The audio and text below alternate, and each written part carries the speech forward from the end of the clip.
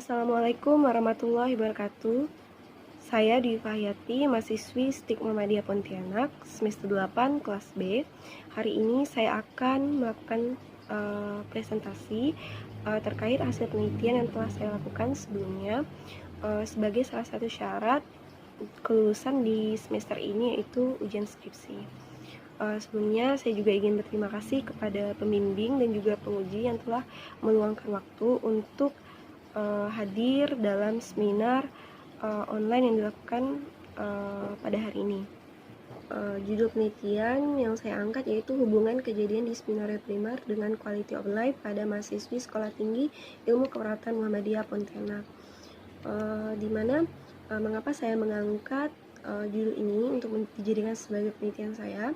Dikarenakan saya melihat dari prevalensi dysmenorrhea itu sendiri, di mana saya mendapatkan salah satu jurnal yang membahas tentang ini, di mana Lakopits et al. 2015 menyatakan bahwa sekitar 45 hingga 95% wanita yang menstruasi itu mengalami dysmenorrhea primer. Kemudian pernyataan ini didukung oleh dua penelitian lainnya, yaitu di Afrika dan di India. Di Afrika, angka kejadian dysmenorrhea primer itu sebanyak 78,35%. Kemudian di India itu didapatkan dengan angka yang cukup tinggi, yaitu 84,2%. Nah, dari kedua negara ini kita bisa melihat bahwa kejadian dysmenorrhea primer ini sudah melebihi dari 50%, sehingga artinya ini ada kaitannya dengan teori Lakowitz, di mana 45 hingga 95% wanita yang mengalami menstruasi itu akan merasakan dysmenorrhea primer, seperti itu. Kemudian di Indonesia, angka kejadian dysmenorrhea pada tahun 2016 diperkirakan mencapai 64,52% oleh Yushika, Winarni, dan Widarti. Dysmenorrhea ini untuk dysmenorrhea primernya itu didapatkan 54,89%, sedangkan untuk dysmenorrhea sekundernya itu didapatkan 9,36%. Artinya di Indonesia sendiri juga masuk ke dalam kategori yang hampir sebagian wanitanya itu mengalami dysmenorrhea primer saat menstruasi. Baiklah, penjelasan lebih lanjut tentang dysmenorrhea primer, di mana secara umum dysmenorrhea primer adalah nyeri di bagian bawah perut yang terjadi pada waktu menjelang atau selama menstruasi itu terjadi, dengan disertai munculnya rasa mual, muntah, kram di bagian perut tersebut. Nah, kemudian dysmenorrhea ini terbagi menjadi dua, ada dysmenorrhea primer dan juga dysmenorrhea sekunder. Dysmenorrhea primer adalah nyeri yang secara umum dan normal terjadi pada wanita selama menstruasi, sedangkan dysmenorrhea sekunder itu adalah nyeri yang dikarenakan adanya suatu penyakit yang diderita pada bagian sistem reproduksi. Kemudian kalau pada dysmenorrhea primer, sesuai dengan teori, itu nyeri yang terjadi dan hal yang normal pada siklus menstruasi dengan pengalaman nyeri yang berbeda-beda. Kemudian karena beberapa faktor tadi, ada pemicunya seperti gaya hidup yang tidak sehat, kemudian aktivitas fisik yang kurang, asupan gizi yang tidak sesuai, atau karena sering mengonsumsi makanan cepat saji atau fast food. Nah, selain itu, faktor pencetus lainnya adalah usia menarche yang kurang dari 12 tahun yang bisa menjadi salah satu resiko tinggi untuk menyebabkan terjadinya dysmenorrhea primer. Biasanya dysmenorrhea primer ini sesuai teori Ernawati 2017 bahwa usia rentang mengalami dysmenorrhea primer ini yaitu dari 15 hingga 25 tahun, tapi biasanya akan hilang pada akhir 20 tahunan. Hal ini terjadi karena pada saat menstruasi, maka hormon prostaglandin itu akan dikeluarkan. Apabila dikeluarkan secara berlebihan, maka akan terjadi kontraksi yang menyebabkan rasa nyeri itu lebih kuat. Dan ketika semakin bertambahnya usia, maka menstruasi juga akan terjadi terus-menerus, maka hormon prostaglandin terus juga akan keluar. Nah, inilah yang menyebabkan nyeri itu akan berkurang semakin bertambahnya usia, sehingga kadang di akhir 20 tahunan itu nyeri sudah berkurang. Nah, kemudian untuk gangguan menstruasi sendiri itu biasanya dihadapi setiap wanita dan menyebabkan ketidaknyamanan, sehingga mengganggu rasa aman dan nyaman dan juga mengganggu aktivitas mereka, dalam penelitian Saguni dan kawan-kawan 2013.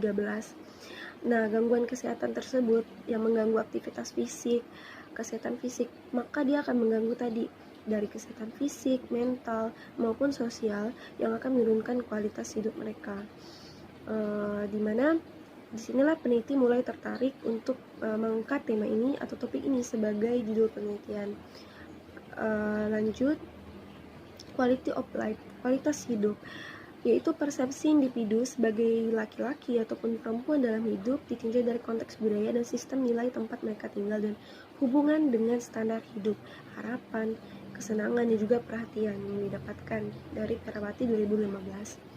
Nah, kemudian aspek kualitas hidup itu sendiri ada subjektif, eksistensi, dan juga objektif, dimana seseorang yang memiliki kualitas hidup yang baik, di mana dia terpenuhi dari 4 domain atau aspeknya, itu kesehatan fisik, psikologis, hubungan sosial, dan juga lingkungan. Nah, ini adalah 4 domain yang ada di dalam kualitas hidup kita.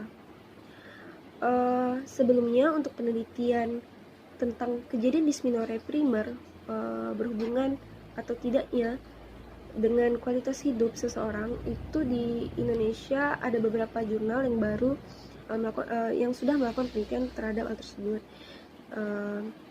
Namun untuk di lokasi Pontianak sendiri itu belum pernah dilakukan, dan juga sebagai pembedanya juga peneliti menggunakan kriteria inklusi yang berbeda, dan juga peneliti menggunakan kuesioner yang berbeda untuk mengetahui apakah ada hubungan atau tidaknya dari dua variabel ini, dysmenorrhea dan kualitas hidup, seperti itu. Kerangka teoritis di sini sebagai responden atau sasaran penelitian itu adalah mahasiswi, di mana mahasiswi sebagai remaja akhir dengan kategori usia 18 hingga 20 tahun. Kemudian mengalami perubahan fisik, psikologis, dan sosial. Dalam kategori remaja ini, karena mengalami perubahan-perubahan tersebut, maka salah satunya terjadinya menstruasi. Nah, berdasarkan latar belakang yang telah dijelaskan tadi, hampir semua atau sebagian besar dari wanita yang mengalami menstruasi itu kan merasakan nyeri dysmenorrhea. Sehingga peneliti mengangkat tadi dysmenorrhea primer sebagai variabel penelitian. Nah, dysmenorrhea primer ini akan diukur menggunakan skala Hayward untuk mengukur tingkat nyeri pada responden. Kemudian sedangkan pada quality of life dibagi beberapa aspek, itu ada aspek fisik, psikis, sosial, dan lingkungan, di mana akan diukur menggunakan kuesioner WHO-KOL BREF yang sudah valid dan reliable untuk mengetahui rentang kualitas hidup yang dirasakan selama mengalami dysmenorrhea primer. Di mana faktor-faktor yang mempengaruhi juga tadi sudah dijelaskan sebelumnya, ikut menjadi salah satu penyebab terjadinya dysmenorrhea primer. Ada usia menaca dini kurang dari 12 tahun, status gizi yang tidak sesuai, kemudian aktivitas fisik kurang, stres, dan konsumsi makanan cepat saji. Kemudian kerangka konsep. Untuk kerangka konsepnya adalah gambaran dan arahan mengenai variabel-variabel dalam penelitian ini, yaitu ada variabel independen yang mempengaruhi dan variabel dependen yang dipengaruhi. Variabel independen yaitu kejadian dysmenorrhea primer, yang mempengaruhi pada variabel dependennya yaitu quality of life atau kualitas hidup variabel yang dipengaruhi tadi. Nah, kemudian untuk desain penelitian, penelitian ini yaitu penelitian kuantitatif observational analitik dengan pendekatan rancangan cross-sectional. Peneliti melakukan pengukuran atau pengamatan pada saat bersamaan atau melakukan pemeriksaan status paparan dan status penyakit pada titik yang sama menurut Hidayat 2017. Mengapa ditetapkan menggunakan penelitian kuantitatif? Karena meski dysmenorrhea primer maupun kualitas hidup bersifat subjektif untuk responnya, namun sekarang bisa menggunakan skala ukur. Skala ukurnya menggunakan tadi Untuk dysmenorrhea primer menggunakan skala Hayward untuk mengetahui tingkat nyeri yang dirasakan. Misalnya responden merasa tingkat nyerinya pada nyeri sedang, maka responden bisa menunjuk dari angka 4 sampai 6. Kemudian maupun nyeri berat, terkontrol, ataupun nyeri ringan. Begitu pula dengan quality of life atau kualitas hidup dari responden sendiri juga bisa memilih seperti apa kualitas hidup yang dijalaninya selama ini pada saat mengalami menstruasi atau dysmenorrhea primer. Apakah misalnya baik atau tidak, berdasarkan pertanyaan-pertanyaan yang tertera di sana. Nah, kemudian tempat dan waktu penelitian yaitu di STIK Muhammadiyah Pontianak, kemudian untuk waktunya dari bulan Januari hingga Maret. Kemudian populasi dan sampel. Populasi dalam penelitian ini adalah mahasiswa aktif semester 1, 3, dan 5 yang sesuai dengan kriteria inklusi. Semuanya jumlahnya adalah 208 orang. Kemudian jumlah sampel dilakukan perhitungan menggunakan rumus Lopin, maka didapatkan dengan jumlah 137 orang. Kemudian penelitian ini juga termasuk ke dalam non-probability sampling karena tidak semuanya mempunyai kesempatan yang sama untuk menjadi responden karena ada kriteria inklusi dan eksklusinya juga. Dan ini purposive sampling karena sesuai dengan tujuan dari peneliti, yaitu sesuai dengan yang ada di kriteria inklusi eksklusi. Kemudian ini adalah rumus penghitungan sampel sehingga didapatkanlah sampelnya berjumlah 137 orang. Lalu jumlah sampel per kelas diambil dari semester 1 dari kelas A, B, semester 3 kelas A dan B, semester 5 kelas A dan B.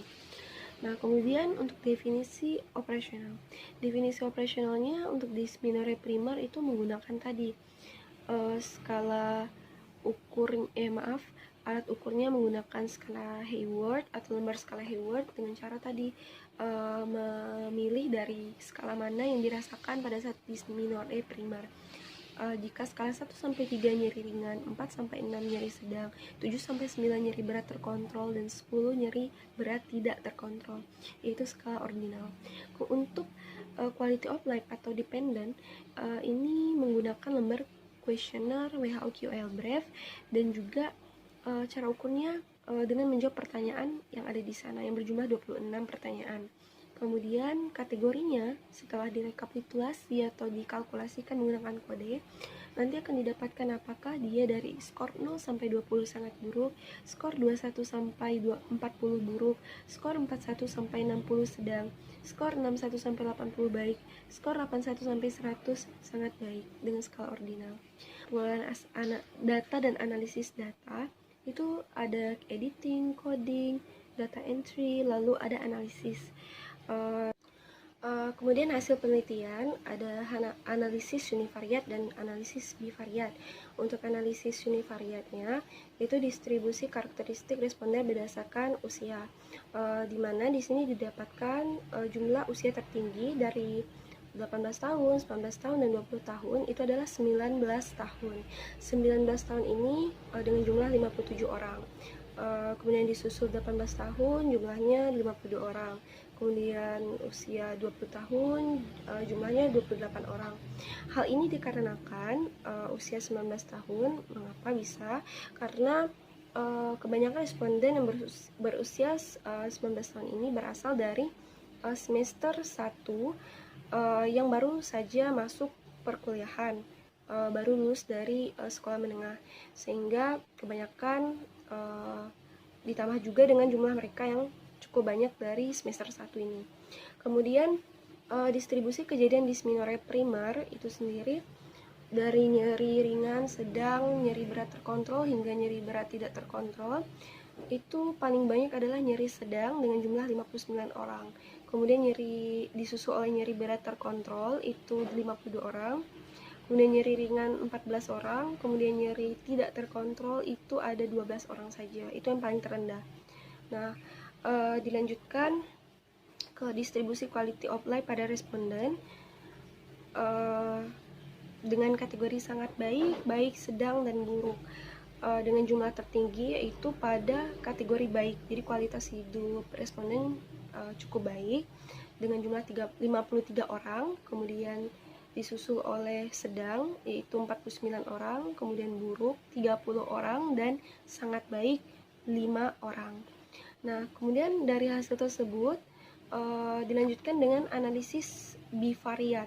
Jadi untuk melihat ada tidaknya correlations atau hubungan kejadian dysmenorrhea primer dengan quality of life atau kualitas hidup pada mahasiswi STIK Muhammadiyah Pontianak. Setelah dilakukan uji menggunakan Spearman rank, maka didapatkan correlation koefisiennya itu 0,524, kemudian sink to tail-nya itu 0,000, kemudian dari jumlah N atau frekuensi jumlah keseluruhan responden itu 137 orang. Kemudian berdasarkan hasil yang didapatkan melalui uji Spearman ranks diperoleh dengan hasil signifikan.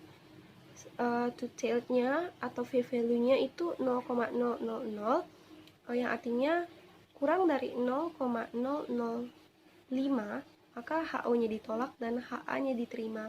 Artinya ada hubungan antara dari kejadian dysmenorrhea primer dengan quality of life pada mahasiswi STIK Muhammadiyah Pontianak. Kemudian tingkat kekuatan hubungan korelasi antara variabel kejadian dysmenorrhea primer dengan quality of life pada responden sebesar 0,524 atau sedang. Nah, selanjutnya untuk angka koefisien korelasi pada hasil di atas bernilai positif yaitu 0,524, sehingga hubungan kedua variabel tersebut bersifat searah atau jenis hubungannya searah. Baiklah, untuk pembahasan hubungan karakteristik umur responden dengan kejadian dysmenorrhea primer. Untuk umur atau usia dari responden sendiri tertinggi itu pada usia 19 tahun, juga didominasi dengan dysmenorrhea primer semuanya. Yang paling tinggi itu pada nyeri sedang, kemudian disusul dengan nyeri berat terkontrol, kemudian nyeri ringan, dan nyeri berat tidak terkontrol. Untuk usia atau umur ini bagaimana bisa berhubungan sekali dengan kejadian dysmenorrhea primer sesuai dengan atau sejalan dengan penelitian Kurniawati, Hakiki, dan Putri tahun 2017 bahwa dysmenorrhea primer lebih banyak pada umur 18 tahun, karena memang hal ini biasa terjadi pada umur yang lebih muda, di rentang antara 15 hingga 25 tahun, tapi biasanya akan hilang pada akhir 20 tahunan. Karakteristik umur bukanlah menjadi faktor satu-satunya penyebab dari dysmenorrhea primer. Nah, untuk usia di sini masuk ke dalam penelitian pendukung sebelumnya, mana usia 19 tahun masuk ke dalam rentang 15 sampai 25 tahun. Nah, namun usia juga tidak menjadi salah satu patokan dalam terjadinya dysmenorrhea primer. Peneliti menyimpulkan bahwa dari keempat domain tersebut, 2 domain yang dinyatakan memiliki nilai terendah, yaitu domain kesehatan fisik dan domain kesehatan psikologis atau psikis. Sedangkan 2 teratas lainnya itu pada hubungan sosial dan juga pada lingkungan. Kalau untuk dari kualitas hidup aspek kesehatan fisik, mengapa bisa berdampak mendapatkan hasil yang rendah, itu karena sesuai dengan teori yang dikemukakan oleh Lakovitz tahun 2014 bahwa dysmenorrhea primer ini berdampak sangat besar terhadap kesehatan fisik seseorang, terutama dari kualitas hidup wanita itu sendiri.